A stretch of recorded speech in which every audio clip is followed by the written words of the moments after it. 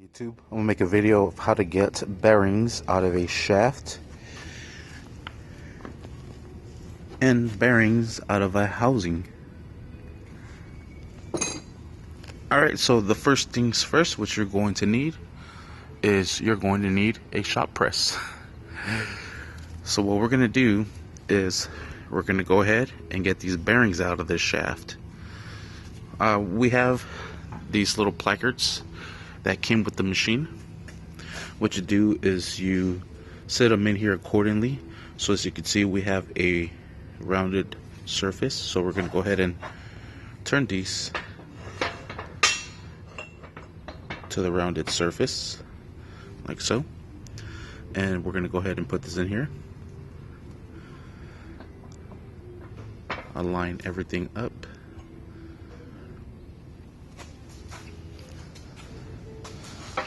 Make sure your hydraulic pump is nice and locked on.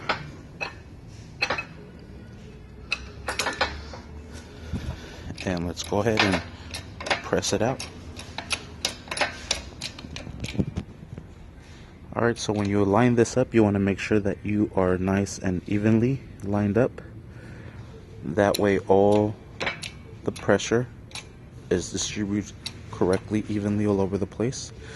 And as you can see, it does not take much.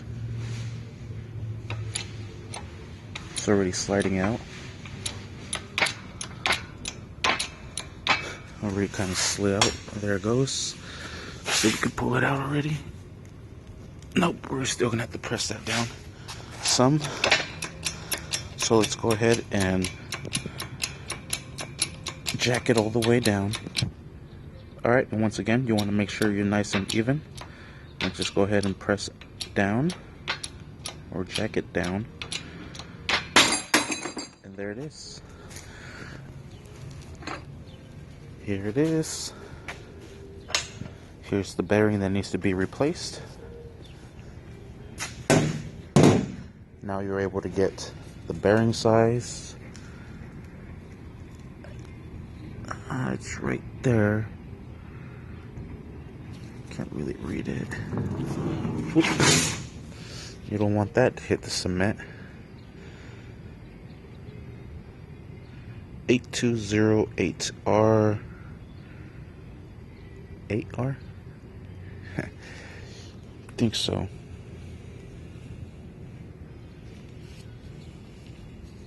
Here's a better view. I was off. 6208R. SR, I want to say. That's for the people that sells the bearings to know, and for me to find out. Alright, so let's go ahead and move on. So next thing you want to do is you want to go ahead and release your pressure off your hydraulic pump to make it go up. Lock it back into place. Put the next victim on the plate. Alright. This one we're going to have to open up a little bit. Like that. It's perfect. Sits in there perfectly. Now we're going to use a socket to fit into there. Alright, so I didn't bring any of my tools with me. I have it where I'm working on the project. Here's another project I'm currently working on. We're building this Tetra Pak pump. I'm waiting for this part to arrive to replace it and put it back together. I just made a video on the review on this grinder. I picked it up from Harbor Freight. Now I'm making a video of how to remove bearings out of shafts and housing. But if you're interested on the review on this grinder, look it up.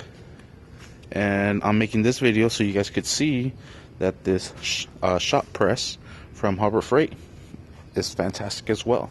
So I guess this would be another review of the shop press. and you get to see it in action. So like I said, I didn't bring my tools, so I don't have a socket with me, but I'm noticing that this diameter fits perfectly into here. Perfect. So we don't need to get that. We're going to use that to press it down.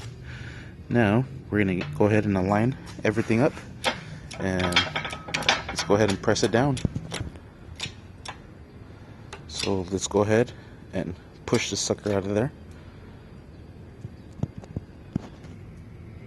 Alright, now that I'm looking at this, because I was pressing it down and it did not want to come out. One thing you want to do, or you don't want to do when using a shop press, is force it down. If it ain't coming out, it ain't coming out for a reason. This thing is doing its job. It's pressing down the way it should. So if it ain't coming out, check your A's, B's, and C's. So this thing is so corroded, I thought it was gonna slip out of there. In reality, it slips out this way.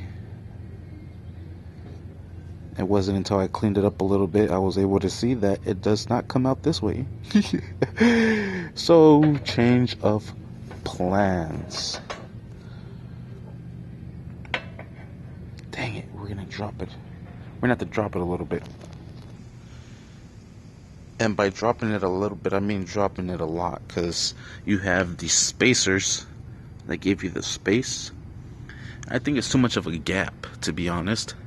I think they should have added another hole right here, because I dropped it. It was on the second, now it's on the third. You will see what I mean. See, now we got all that distance we gotta go. But if it was up higher, we'd probably be up to like right here. Perfect. But it is what it is. That's why in the first video I had pieces of wood here. Anyways, let's go ahead and continue. Alright, so like I said before, once again, you gotta make sure everything is nice and lined up. And just press down. And see, there it goes. You don't have to struggle. So if you're struggling to press this down, stop what you're doing before you damage the housing or damage something else. When I was gonna do the same thing from the shaft, I was actually gonna do it this way, but in reality it needs to be pushed out this way. So yeah, so you just want to make sure that you don't damage anything. Here it is coming out. Just want to make sure you don't damage anything. It's a fat ass bearing. So yeah, just make sure that everything's coming out as it should appropriately. And yes sir. So that is how you take a bearing out of a shaft and a housing. And the review on this is pretty good. It's not bad. Right now they have a sale. This machine usually runs for $120. They have a sale for $100 if you get the coupons in the mail. It's not bad to have it at the house. I think it's really convenient. I don't really need it at the house, but I do need it here at work because I'm always doing jobs like this. So yeah, that's my review on it. Out of 5, I would give it 4.5. The only thing that I don't like is that it does not have an extra little notch there. And it would be nice if this was electric pump, but of course if you want that, you gotta spit out more money. So that's not bad. I mean, I struggle to get this out here, and it's here, and it's working fantastic. So yeah, so that's my review on the shop press and how to remove bearings out of a shaft and bearing housing. Thank you for watching. Please like and subscribe. Don't forget to hit that bell. All right, let's get out of here before we get kicked out.